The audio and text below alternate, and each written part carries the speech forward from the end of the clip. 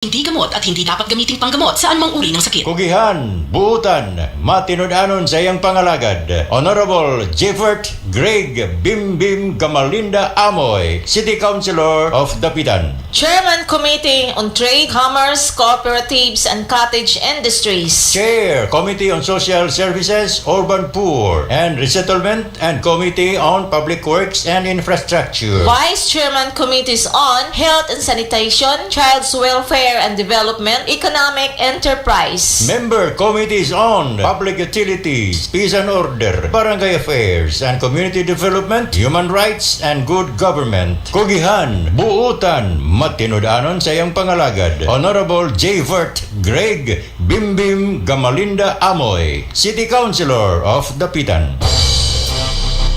Quincentenary Faith Rewind.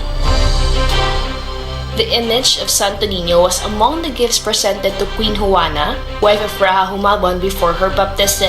The cross and the image of the Blessed Mother were the other gifts given to her according to Antonio Pigafetta. KBP marks 500 years of Christianity and this station.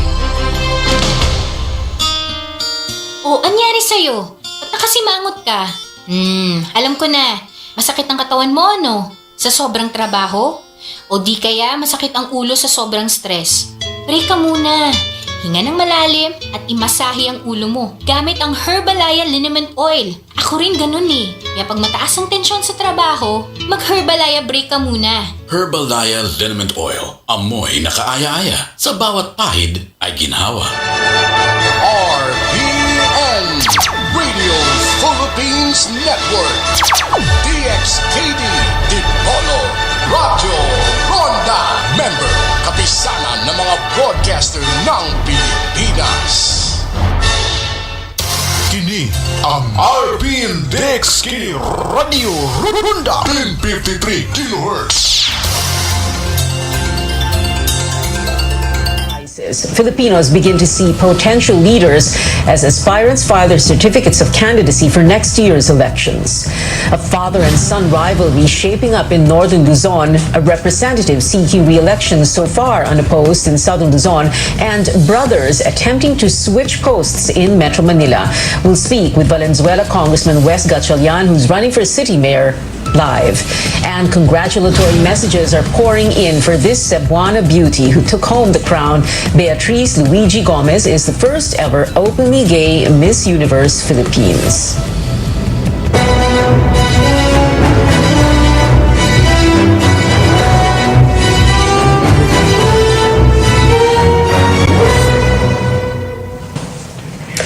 A big day for political aspirants as the filing of certificates of candidacy for the 2022 elections officially opens. Presidential, vice presidential, and senatorial aspirants, one by one, showed up at the Harbor Garden tent of Sofitel Hotel in Pasay City to formalize their intent to seek public office. Others filed their COCs in local offices of the Commission on Elections. We'll see more of them in the coming days with no expected major fanfare in line with protocols because of the raging COVID-19 pandemic.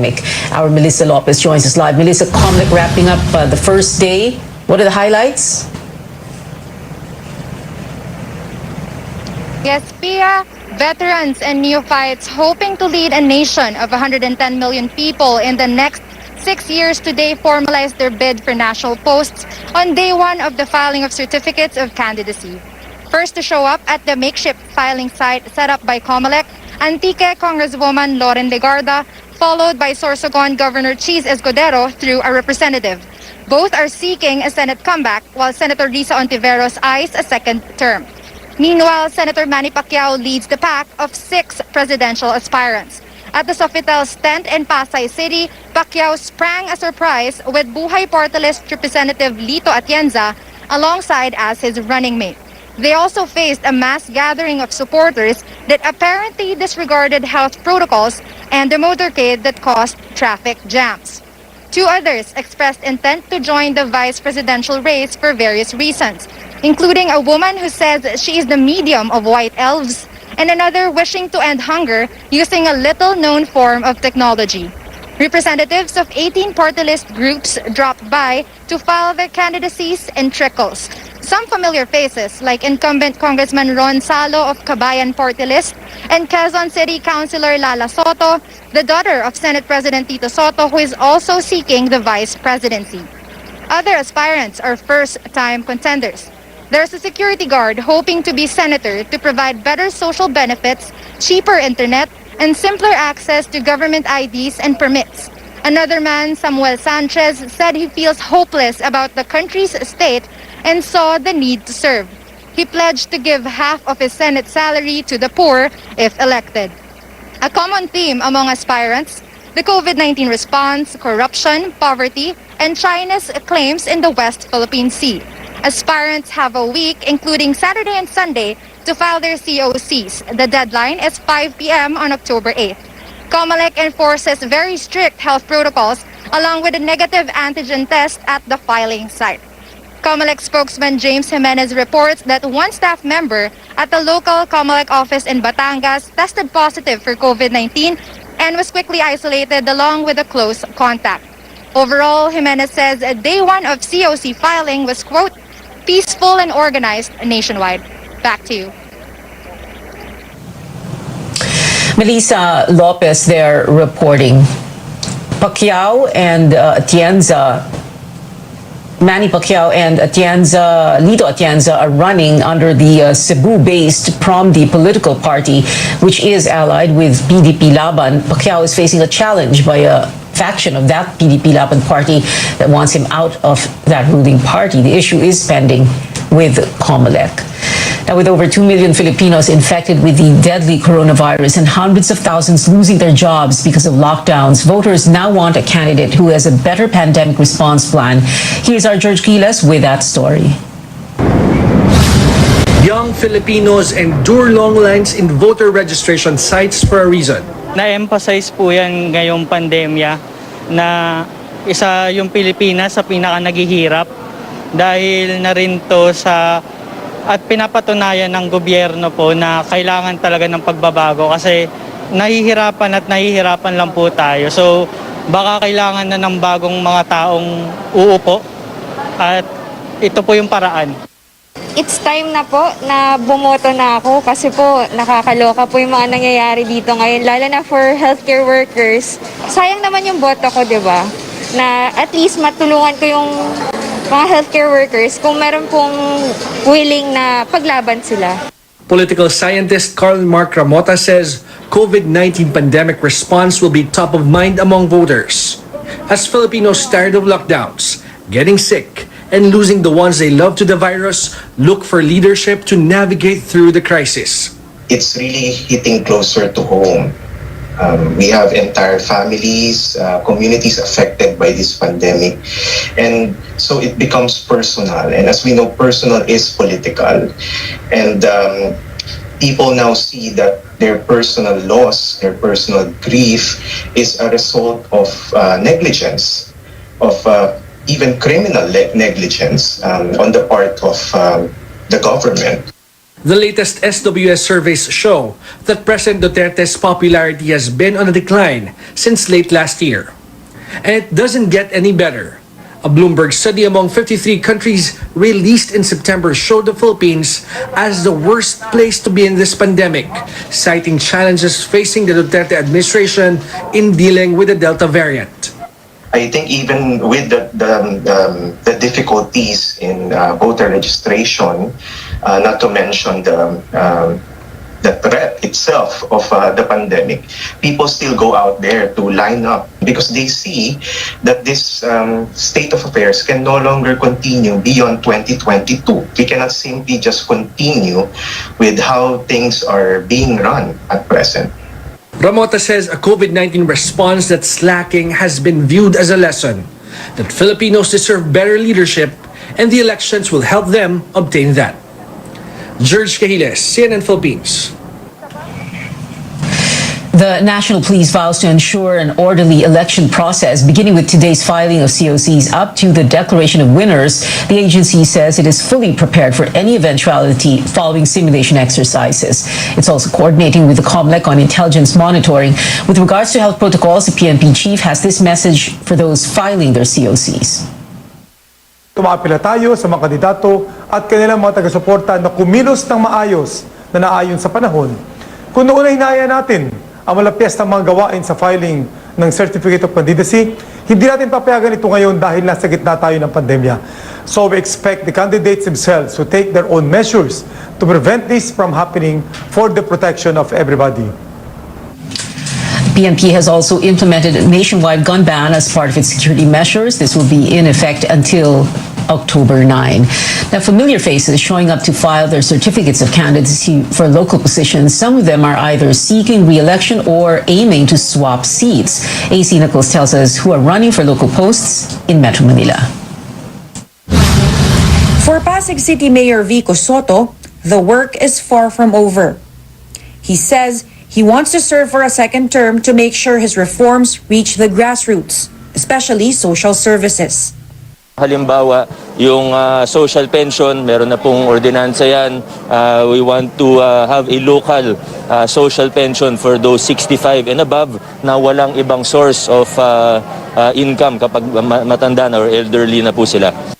Soto will now have a running mate, former Pasig Representative Robert Dodot Jaworski. In Valenzuela City, the brothers Gatchalian, sons of a Filipino-Chinese business magnate, attempt to swap positions. Congressman Wes Gatchalian files his COC for mayor, and his brother, Mayor Rex, will run for congressman. Itong pandemic na to, marami ring nagalit sa mga local government units for being too strict. Like we impose liquor bans, we are in the front line ng galit sometimes ng taong bayan because of our strictness. So those will be taken against my sibling. I'm sure kahit wala siyang kinalaman sa mga desisyon na yun. So I think it's unfair to say na dahil Gatchalian lang, automatic agad. Quite the contrary, it carries a burden with it also. Sa aking pag-upo po, ang tututukan natin ay ang pagbabalik tulong sa mga nawalan ng trabaho dahil sa pandemya, no? Kaya po tinayo natin yung West COVID Help Desk ay para ho makatulong din sa mga micro-entrepreneurs natin na naapektuhan at nagsara dahil po sa pandemya. Their brother, Senator Sherwin Gatchalian, has yet to announce his plans. While they are not brothers, the incumbent mayor and congressman in Muntinlupa City are also switching seats. Mayor Jaime Fresnetti vying for a congressional seat and Representative Rufy Biazon for the mayoral post. At dahil kami naman ay magkasama sa partido at pareho rin ang mga pananaw sa mga bagay-bagay, mabibigay natin yung assurance na yung mga effective programs na yan ay may pagpapatuloy. At least 4 Quezon City Councilor aspirants filed their COCs, including former journalist Dolan Castro, who is going for a seat in the city's 1st district. A first during the pandemic, COC filing rules are different. Quezon City Police had to ask some supporters to leave the venue due to crowding. Ay, pagpasensyahan niyo na po kung mayroon po nagkaroong hindi inaasahang pangyayari. Hayaan niyo po lahat po ng staff ko at mga supporters ko ay talaga naman pong maibibrief na po sa susunod po, no, para po masunod natin ang mga protocol na dapat po nating nasundan at hindi na po maiwasan yung ganong pangyayari. Over in Makati City, Mayor Abby Binay seeks re-election, with a representative filing documents for her. AC Nichols, CNN Philippines. We'll check who have filed their certificates of candidacy in the regions, and we'll speak with Valenzuela Representative Wes Gatchalian. He's running for mayor, hoping to switch seats with his brother. Details next.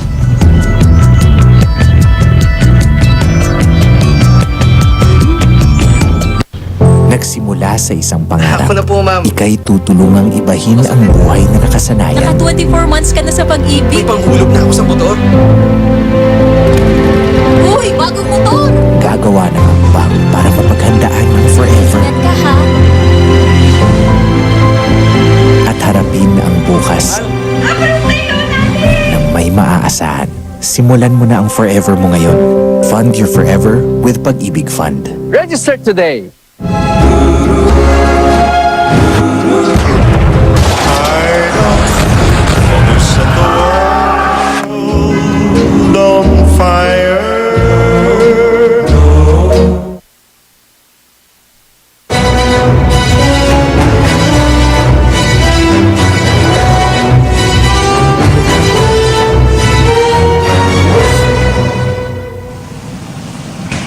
Welcome back to Newsnight, where we go above and beyond the headlines. Again, our top story, it is the first day of a week-long filing of certificates of candidacy for the 2022 elections. Over 18,000 posts are up for grabs. Some wasted no time as they immediately formalized their bid. Our Tristan Nadalo has the details from the regions. Members of political clans and familiar personalities lead people filing their certificates of candidacy or COC in the regions. In Cavite Province, Governor John Vic Remulla files his COC early with Tagaytay City Councilor Athena Tolentino. Cavite Vice Governor Jolo Revilla is running for a House seat under the Agimat Party List group.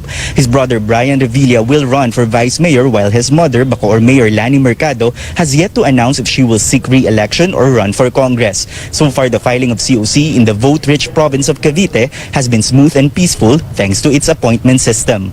Because of the pandemic, we have requested kasi the candidates to have an appointment. Mas organized din and mas maganda yung talagang controlled namin yung number of persons inside the venue. In the meantime, father and son will face each other in Ilocos Sur's vice gubernatorial race. Ryan Singson is seeking re-election. His challenger, his father, Luis Chavez Singson, who is current Narvacan mayor. Singson has been a colorful political figure and was instrumental in the downfall of then-President Joseph Estrada. In Albay, 2nd District Representative Joey Salceda calls his second-term bid as, quote, renewal of job order. He has no challenger yet. In Cebu, only a handful of officials filed their intent to run for public office. The younger brother of Cebu Governor Gwen Garcia, Pablo John, is seeking re-election for the 5th Congressional District. Governor Garcia and her potential challenger, former Tourism Secretary Ace Durano, are expected to file their COCs next week. It's anybody's ball game at this point as election fever begins in the whole country. In Cavite, Tristan Nadalo, CNN Philippines. Supporters of Davao City Mayor Sara Duterte gathered with a common goal to convince her to run for president. A mass was held and other supporters hit the road for a motorcade in Quezon City. In Cebu City, Duterte supporters put up a campaign headquarters. Groups had been pushing the mayor to run for the highest post, saying she would be a better leader than her father, President Duterte. Last month, Mr. Duterte accepted his nomination as vice presidential candidate of a faction of the ruling PDP Laban Party. On Facebook, the presidential daughter thanked her supporters. She says service to the country will continue no matter the position. Now, over in Valenzuela City, two brothers will try to shuffle or exchange posts. Valenzuela Representative Wes Gatchalian filed his certificate of candidacy for mayor, while his brother Rex, the incumbent mayor, will vie for Wes's congressional post. We now go above and beyond the headlines with Wes Gatchalian, the youngest of the three Gatchalian brothers. Good evening to you, Kong Wes.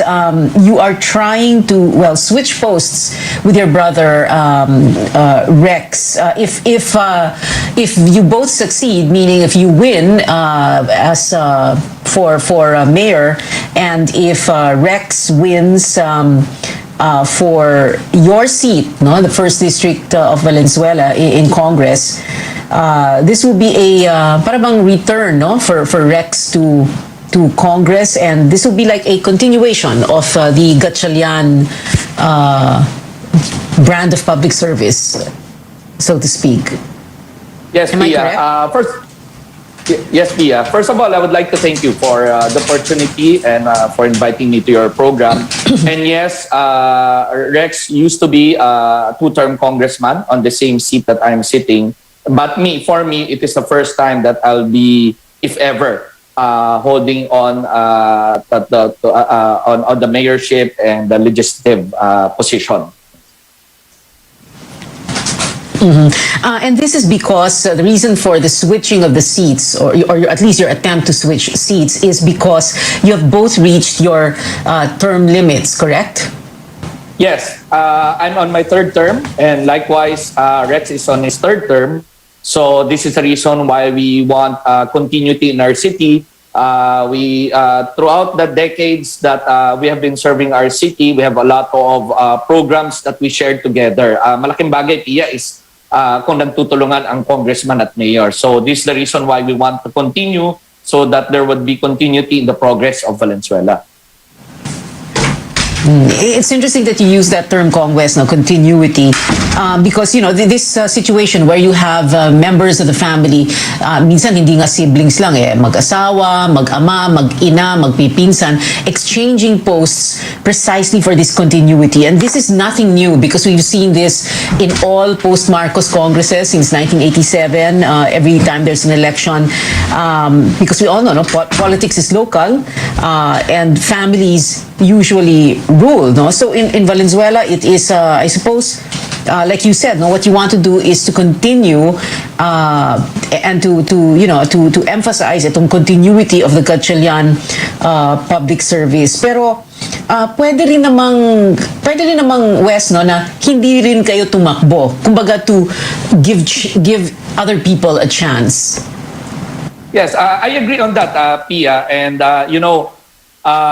meron naman pong good brand name and bad brand name, no? There are many instances in other provinces wherein ang isang kapatid, whether it's the same surname, husband and wife, hindi binoto because of their performance. Meron naman pong mga siblings or family members, they are holding positions and serving their cities and provinces who did good and very well in their performance. And this is why the people voted for them. Pia, at the end of the day, every 3 years, the people has the opportunity and right to choose their public figures.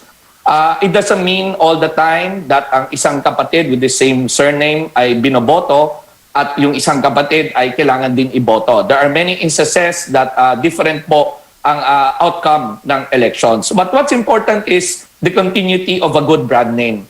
I guess the people in Valenzuela have seen what the family had worked hard and how we served our country. And every 3 years, it's their right to choose kung ano ba ang tingin nilang, sino ba ang tingin nilang makakatulong sa kanila na maglingkod, sino ba ang totoong naglilingkod, and if or they don't want the continuity that I mentioned, the continuity of the Gatchalian brand name. Yeah, interesting that you bring up, and yeah, a very legitimate point there for good and bad brands, lalo na political brands, meaning the family names. Very quickly now, and you can answer this with just one word or one name.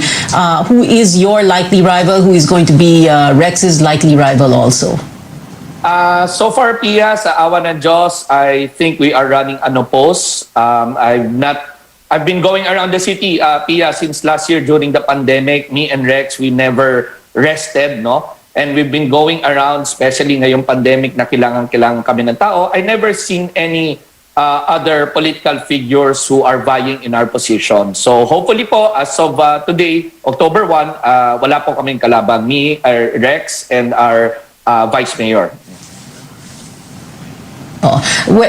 Kong West, you also said that this is going to be your first crack or attempt at a crack at mayor, no? So, syempre, iba rin ang trabaho ng isang lawmaker, legislative. Iba rin ang trabaho ng mayor, where you run the local government, where you attend to constituencies' basic needs in your city. How do you address that issue that even if you do exchange posts and even if you do have a good brand name and even if your voters, your constituents want continuity, that sometimes there are people who are not fit for certain posts, not necessarily you, but others, for example. Yes, yeah, that's a good point, Pia. Well, just to inform you, Pia, that it happened already before, that me and Senator Wing sat in both in Congress. I was a party-list congressman back then. He was a district congressman. It happened also before that me and Rex were together, while at the same time, Sherwin was a mayor back then, no? So there was a point in time where the three of us were already serving the government. But you're right in saying that a role of a chief executive is really far from a role of a deputy speaker or a congressman with purely legislative functions, no? This is the reason why I prepared myself. And alam niyo, Pia, I would like to thank the good Lord for the opportunity of making me the Deputy Speaker for Trade and Industry. It's because with this position, I learned so many things, especially the plight of our micro and small enterprises who are affected in this pandemic. So pagpunta ko po, hopefully in the mayorship as chief executive, this is something na gusto nating tutukan. No? Alam nyo, out in Valenzuela, there is 19,000 establishments and businesses. Yan ang lifeline ng Valenzuela. And out of the 19,000, 14,000 are micro and small sector. And among those, 40% of that sector were badly affected by the COVID. Around 800 to 1,000 permanently closed down, and the rest are suffering and incurred damages because of the pandemic. So hopefully, by the time I sit as a mayor, we hope that the herd immunity is reached already, and the pandemic is a bit better. But we all know that the pandemic will remain in the next years to come. But what's important is to jumpstart the local economy. And this is the reason why I learned so many things being the Trade and Industry Deputy Speaker of Speaker Velasco. This in turn will help me to help my constituencies back, no? Especially those na mga naapektuhan po ng pandemya. Well, it's good to hear, syempre, that you are preparing for that role just in case you do win. Well, like you said, so far you're running unopposed. But yeah, you're right. MSMEs, the lifeline, not just of Valenzuela, but of the entire country as well, so that we can, like you said, jumpstart the economy. Congressman Wes Gatchalian, who is running for mayor of the city of Valenzuela, thank you very much for taking our questions tonight. Thank you for joining us. Salamat. President Duterte makes new moves against the Senate as it probes controversial government purchases amid the pandemic. Trisha Terada has more about the chief executive's latest directives. President Duterte orders the police and military to ignore directives from the Senate to arrest resource speakers cited in contempt in the ongoing investigation into the purchase of medical supplies for COVID-19 response. The president is furious as he accuses Senator Richard Gordon of recklessly holding government officials in contempt, although so far only family officials have been cited in contempt in the recent Senate inquiry. Mr. Duterte also took offense at the lack of certainty as to when the hearing would end. And we will go on to kingdom come until we go, because we are still practically in the beginning. The chief executive warns of a possible constitutional crisis, and he points the finger at Gordon. Kayong mga senador, you might be offended by my words now. Yung kasama ninyo, sabihan ninyo, pag hindi rin kayo makaprangka, gusto ninyong sumali sa rumble, di mag-rumble tayo. Then I said there will be a constitutional crisis. President Duterte is no longer allowing executive officials to obey summons with regard to the Senate probe. He has instructed Executive Secretary Salvador Medialdea to draft a memo to make it official. The chief executive says cabinet secretaries have wasted so much time attending the hearing with no end in sight. He wants them to just focus on the COVID-19 response. So this time, I will castrate you. Yun lang, Dick. Tulog ka na. And prepare tomorrow. Because tomorrow, you will be one of those impotent by your making an impotent worker of government. Presidential spokesperson Harry Roque says there's a legal basis for the president's directive. It is already tantamount to grave abuse of discretion. It no longer is in aid of election. It is a witch hunt. It is a persecution. It is in aid of election. The president also warns Gordon that the government will be filing a malversation case against him. Trisha Terada, CNN Philippines. Reacting to the president's directives, Senate President Tito Soto says cabinet members may only be requested to appear based on the Constitution. Soto adds respect towards a co-equal branch of government is still alive, at least on the part of the Senate. Senator Kiko Pangilinan calls it a desperate attempt at a cover-up. He says the president's order is futile because the truth can be uncovered even without cabinet officials, noting that shocking testimonies have come from citizens. San Miguel Corporation marks its 131st anniversary by extending support to the national government's COVID-19 vaccination program and paying tribute to all SMC personnel who died from the coronavirus.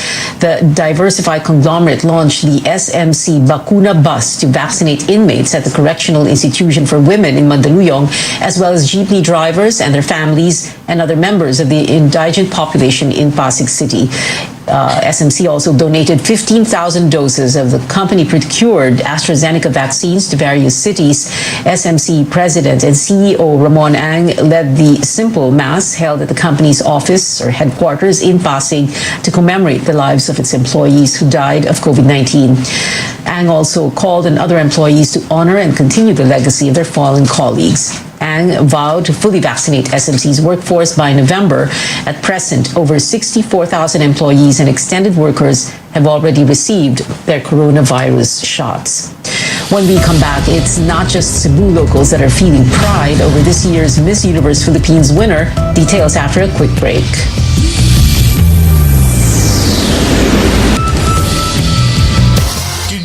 Ang RPN DXKD Radio Runda 1053 kHz.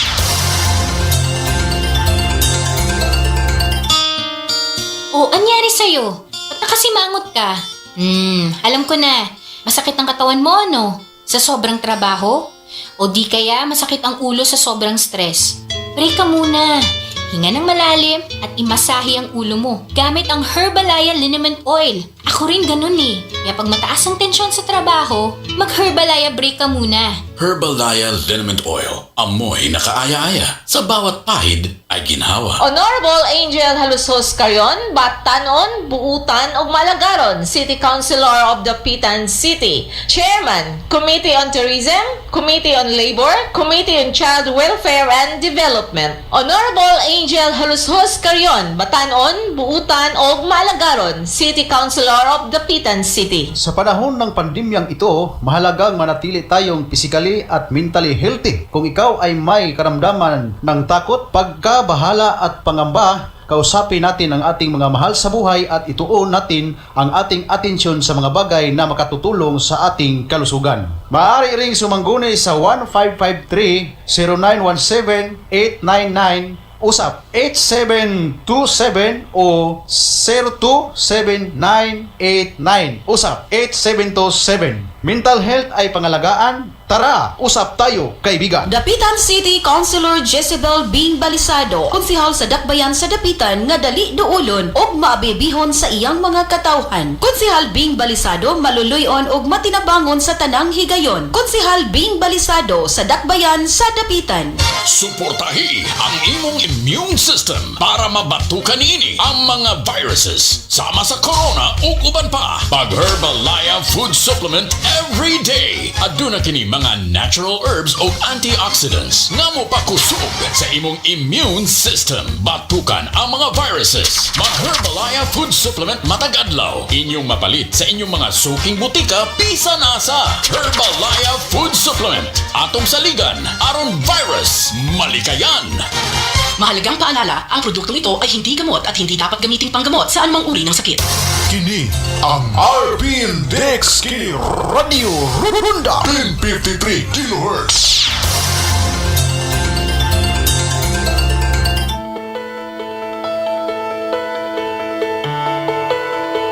At a very young age, we're told by our parents or elders that we must sit up straight and stand up tall, again and again and again. Come to think of it, you do look better instantly. But more than that, you'll actually feel better. And there are many reasons why. Improving your posture has many payoffs. Today on the program, we'll look into the many benefits of a healthy posture, what it means for your spine, your lungs, your digestive system, and blood circulation, your energy level, and overall self-confidence. I'm Dr. Freddy Gomez. Welcome to MEDTALK Health Talk on CNN Philippines.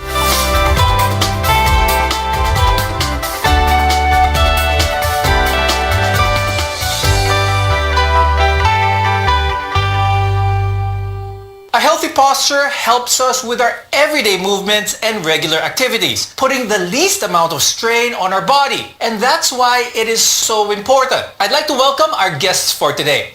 First, we have Dr. Larry Acuña. He's an orthopedic surgeon and the head of the spine section at the Medical City and Asian Hospital and Medical Center. Our next guest is Dr. Jericho De La Cruz. He's a rehabilitation medicine specialist and the National Secretary of the Philippine Academy of Rehabilitation Medicine, also from the Asian Hospital and Medical Center. It's easy for us, so many of us, to forget about good posture. We see a lot of people who slouch or even slump, and yet we wonder why we wake up with so much aches and pains. Let's define first what good posture is, which is otherwise known as having a neutral spine. Ano ibig sabihin nun, Doc Larry? Posture means it's a position of the body, no? With regards to sitting or standing. And a good posture is equivalent to a good spine, a balanced spine. We look at the spine. We have, we call it cervical, thoracic, and lumbar. So they have certain acceptable degrees and in good alignment if you have a good posture. Dr. Larry, explain natin sa ating mga viewers kung ano ang bad posture. May certain posture that is really bad, and it affects sometimes primarily your muscles, and then eventually your joints and the discs, and affecting your nerves. That would end up with a difficulty in mobility. Bad posture definitely will affect a lot of other organs in your body, because good posture has an effect on your blood circulation as well as your digestion, for that matter. Dr. Jack, help us understand this, because a lot of studies have come out wherein good posture is not only good for your back but other vital organ systems in the body as well. When you practice good posture, so you straighten up your body, your spine are aligned. Remember, the spine, it's your backbone, no? Ibig sabihin, doon nakadikit lahat ng muscles na nagpapatayo sa atin, nagpapaupo sa atin, nagpapagalaw sa atin. No, so if you practice good posture, proper posture, everything is in place. So when everything is in place, it works in optimum condition. So our muscles are in place, hindi sila masyadong nahihila, hindi sila masyadong nagsistretch. Nakakaapekto nga ba talaga ang bad posture sa blood pressure ng isang tao? If you practice bad posture, the tendency is your heart works a little bit harder. No, so mas malaki yung trabaho sa puso natin. So when our heart starts pumping a little bit harder, mas nagtatrabaho siya, our blood pressure goes up. So if we practice good posture, our accessory muscles, our muscles of the limbs, no, the upper and the lower extremity, helps with our blood pressure. So our heart doesn't work that hard, so mas maganda yung blood pressure natin lumalabas. Dr. Jack, how does sitting up straight help with both our lungs, our breathing, as well as our functional digestive system? Ang sinasabi sa atin nung bata tayo, stomach in, chest out, no? Chin up. So technically, you're expanding your chest wall. No? Lumalaking chest wall natin, it gives space for the lung to expand.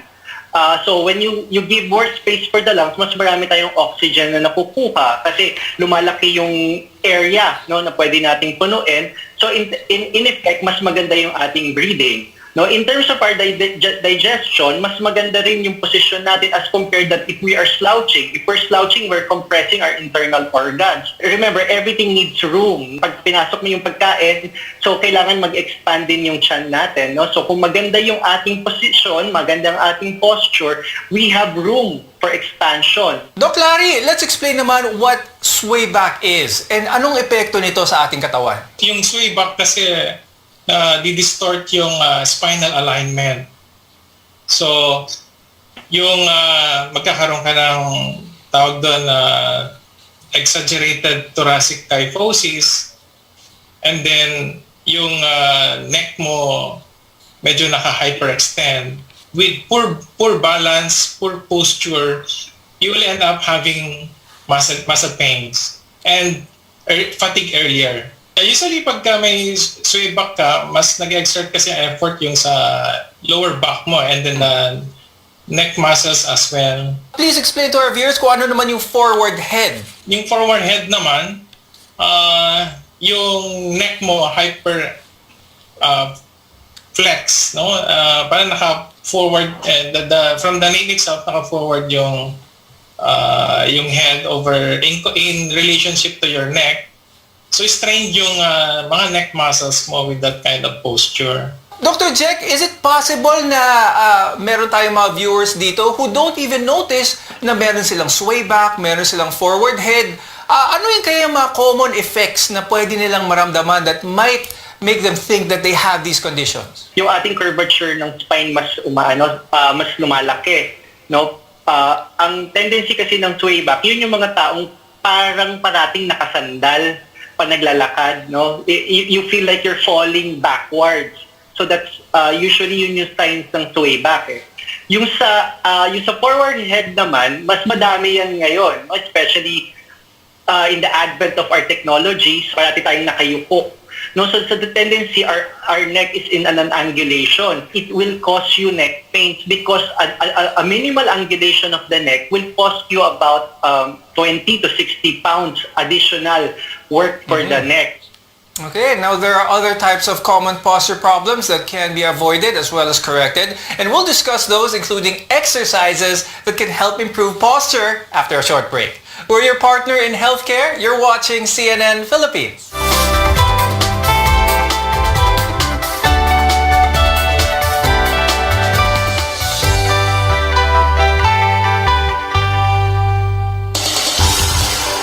Mahigalan namong suking tigpaminaw, maayong adlaw kaninyong tanan. Ang DXKD EM Station RPN Management Dipolog City magpahigayon og libreng panag-inambitay sa pulong sa Ginoo. Dialogo sa kamaturan. Among giawag tanang magawali sa naglain-laing relihiyon sa pagtambong ning maong programa. Dialogo sa kamaturan. Aron mapabati is tanang katawhan ang inyong matag baruganan sumala sa kamaturan alang sa hingpit nga kaluwasan o kinabuhing walay katapusan. Dialogo sa kamaturan. Ang dialogo sa kamaturan ninyong mabati matag alas 3 ngadto sa alas 5 sa hapon adlong Domingo. Katungod sa publiko nga masayod sa tinuod nga paghitabo sa palibot, may kalabot na ang pagpadagan sa mga buhatan lokal ug nasyonal. Masayod sa gihimo sa mga gitahasan nga magdumala sa rinda sa atong mga gamanan. Tungod nini nataw kining tulumanon. Sayri ang lungsod.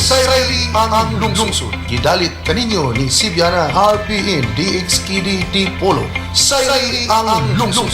Dinhi inyo madungog ang paghimay sa mga nag-unang isyu o gisgutan may kalabot na sa katilingban. Sayri ang lungsod. Mga problema, reklamo sa komunidad nga gustong ipabot sa mga hintungdang opisina o namunuan. Sayri ang lungsod. Inyong madungog dinhi lamang sa inyong gisaligang RPN DXKD Radio Runda Dipolog 1053 sa dial sa inyong mga radio. Sayri ang lungsod. Makita usab sa inyong official Facebook page sa RPN DXKD Dipolog, YouTube o Twitter. Please subscribe, like, share, and follow. Sayri ang lungsod. Sayri ang lungsod. At ang paminawa ug sunda kanunay matag adlawng Domingo alas 9 ngadto sa alas 11 ang takna sa kabuntahon ang inyo ug atong tulmanon. Sayri ang lungsod. Sayri ang lungsod. What's in? What's in? What's in? Inyong mabati ang mga bagong urog karon sama sa beauty tips, healthy tips ug uban pang hilisgutanan nga angay natong masayran. What's in? What's in? Magchika usab kita apil na ang mga intrigang mga panghitabo ning panahon karon. Tala na magchika tayo aning atong programa karon. What's in? Inyong mabati sa RPN DXKD Radio Ronda 53 kHz sa dial sa inyong mga radio ug inyong makita sa DXKD Facebook page, YouTube ug sa Twitter. Inyong mabati matag alas 4 hangtod alas 6 sa gabi. What's in? What's in? What's in?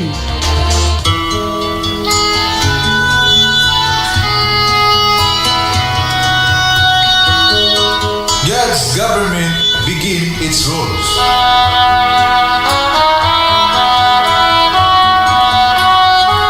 Gobyerno sa Dios misugod na sa pagmando. Ang programa sa relihiyon ang pinili nga nasod, giluwas ug gipahiuli. Inyong mabati matag adlaw Sabado ug Domingo alas 8 ngadto sa alas 9 sa kagabion. Ang pinili nga nasod, giluwas ug gipahiuli. Dinhi lamang sa RPN Radio Ronda Dipolog City.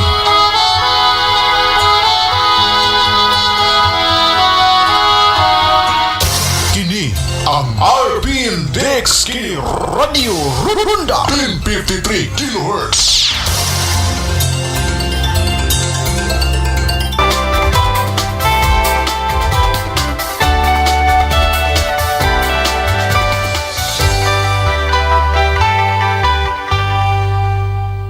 Good posture involves teaching your body to sit, stand, walk, and even lie down in positions without straining your supporting muscles and your ligaments. It means your blood is flowing more easily and your organs are functioning without any obstructions. Welcome to MedTalk Health Talk. We're here to create a healthy tomorrow. I'm Dr. Freddy Gomez. Dr. Jack, please describe this for us, itong flat back and its effects sa ating katawan. Flat back naman, technically parang kabaliktaran ng sway back. No? Yung sway back kasi nag-increase yung curvature of the lower spine. Yung sa flat back naman, dumidiretso siya. So the tendency is hindi mo mabaluktot, no? Hindi mo siya madiretso yung spine mo kasi diretsong-diretso siya. So hindi ka makatayo ng diretso pataas. So what happens is you tilt your pelvis forward, you flex your hips, and you flex your knee to be able to stand up straight. Now, let's go to another posture syndrome known as kyphosis, which is common in older women. Dr. Jack, can you please describe what kyphosis is? Kyphosis in our vernacular in Tagalog, yung kuba, no, nakukuba siya. Usually it happens when you have problems with the vertebral bodies. Lumiliit siya, nagkakaroon tayo ng wedges, no? So lumiliit siya, so nagkakaroon ng deformity with our spine, so nakukuba tayo. So that's the main problem with your kyphosis. Speaking of kyphosis, bakit ito mas madalas nakikita sa mga babae at advancing age? What is the main culprit for this? As you advance your age, yung buto nagiging brittle. So may tendency magkaroon ng osteoporosis. Yung osteoporosis kasi is a silent disease that causes fragility, fracture of the spine. So yun yung effect ng osteoporosis. Okay, so kyphosis can also be caused by fractures, osteoporosis, as Dr. Larry mentioned, disc degeneration, as well as some forms of cancer and some cancer treatments, among others.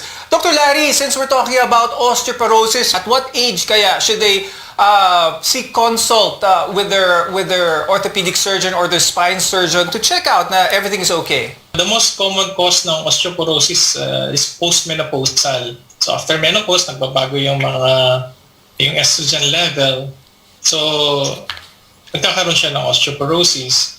Yung iba naman, maaga magkaroon ng osteoporosis dahil meron silang ibang comorbidity, like kung merong mga thyroid problems, mga endocrine abnormalities, and dun sa mga early stage. But basically, it's after menopause for women. Now, from a spine specialist's perspective, what type of mattress should our viewers have in terms of having a good night's sleep? Yeah, I always advise my patients to have a firm bed mattress that would prevent from the back from sagging. Kasi nagbabago yung spinal curvature with a very soft mattress. And with regards to the use of pillow, I always advise my patients to make sure that the head is always at the same level with the shoulder to prevent neck pains later on. Now, we're your partner in healthcare here on MedTalk Health Talk. When we return, we'll share some exercises that can help with good posture. So stay with us.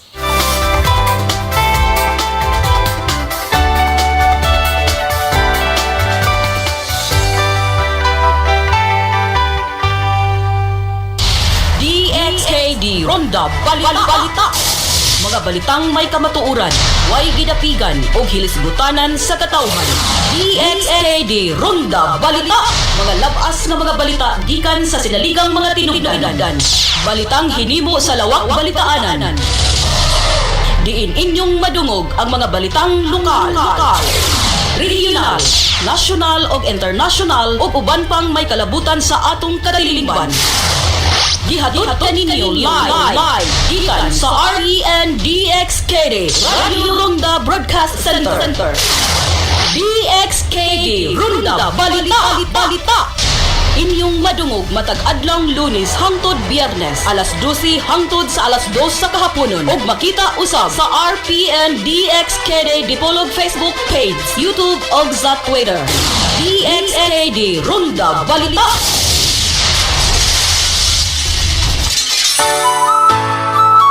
Taytayan sa paglaom. Taytayan sa paglaom. Mga higala, kumusta? Ani ana ang tulumanon. Taytayan sa paglaom. Maghatod sa mga balita, hisgutanan ug pagpangumusta. Matag adlaw Sabado gikan alas 10 hangtod alas 12 ang takna sa kaudtuhon. Taytayan sa paglaom. Taytayan sa paglaom.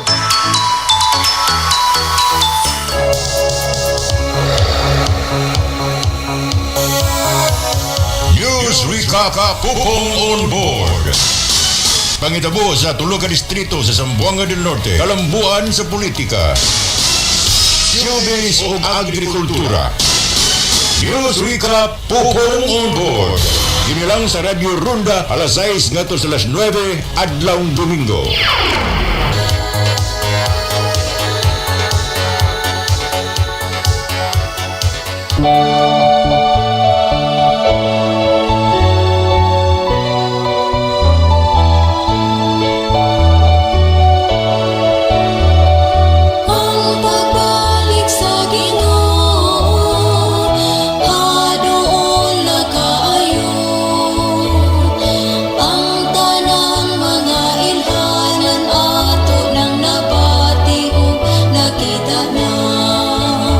Sa kamatuoran, usa ka taknang tulumanon nga magahatag kaninyo sa lunsay nga kamatuoran nga gikan sa balaang kasulatan nga magahatod kaninyo sa pag-angkon sa kinabuhing walay katapusan didto sa gingharian sa langit.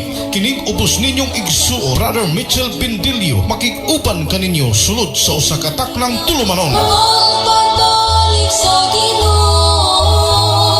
Paminawa, tingog sa kamaturan, uban ni Brother Pastor Mitchell Bindilio, dinhi lamang sa RPN DXKD. Inyong mabati matag adlaw Sabado ug Domingo alas 7 ngadto sa alas 8 sa gabi. Tingog sa kamaturan.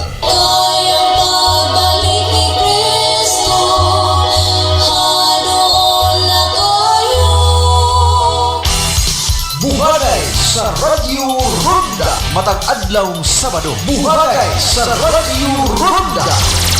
Ang buhagay sa Radio Ronda inyo nang mabati matag Sabado alas 6 hangtod alas 10 sa buntag.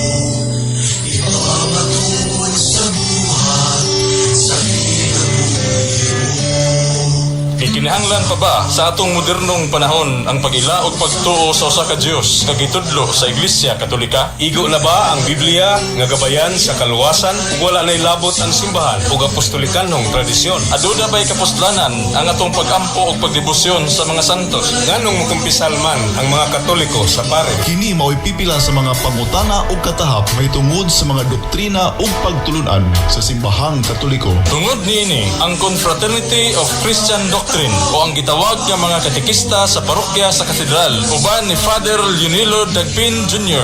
Mihatag og kahigayunan aron mamugna kining tulumanon. Katekismo sa radyo. Inyong mabati ug sa samang higayon makita sa live streaming dinhi lamang ning istasyon RPN DXKD Lunes ngadto Sabado sa matag alas 7 hangtod alas 8 ang takna sa gabi. Katekismo sa radyo.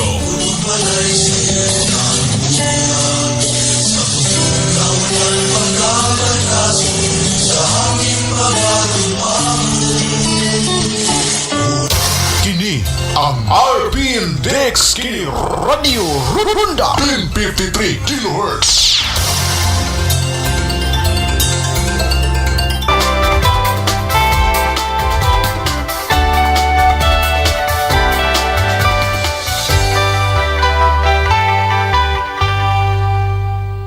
Good posture affects more than just your appearance. It helps you to develop strength, flexibility, as well as balance. Now, good posture can help your blood flow normally and your organs to function properly.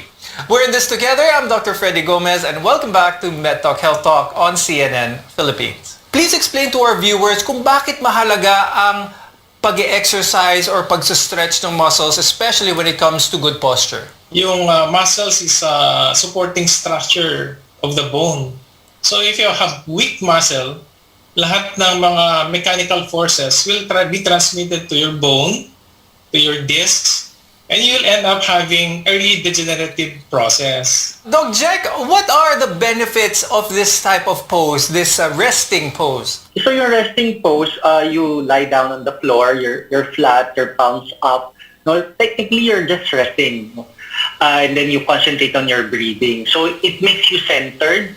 You are in tune with your body. You will feel where it aches, saan siya masakit, and then it makes you relax. Now there's another pose called, or a stretch for that matter, called the cat-cow stretch. That's another one that can help correct or lessen bad postures.